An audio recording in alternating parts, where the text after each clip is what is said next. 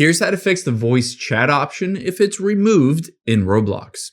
Now, if you're in Roblox and you're going to your settings, so tap on More here, and then tap on Settings, you used to be able to just go into the Privacy and Content Restrictions, and then you could go into Communication, and you would get voice chat here.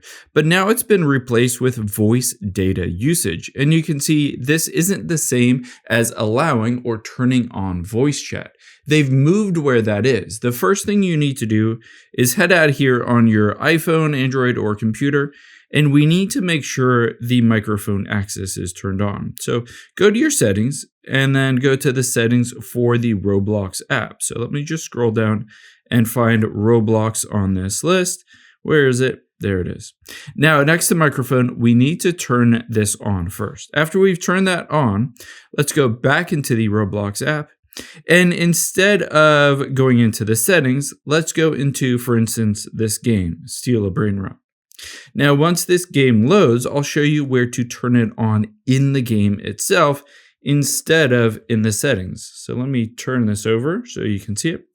We're going to tap on the Roblox icon at the top left here, and then get to your settings. Keep in mind, they moved where this is, and you'll find it in the settings for that individual game. From here, you can see now is voice chat. If I tap the little arrow and it was disconnected, just tap the arrow to reconnect. And again, you can turn this on individually in each game.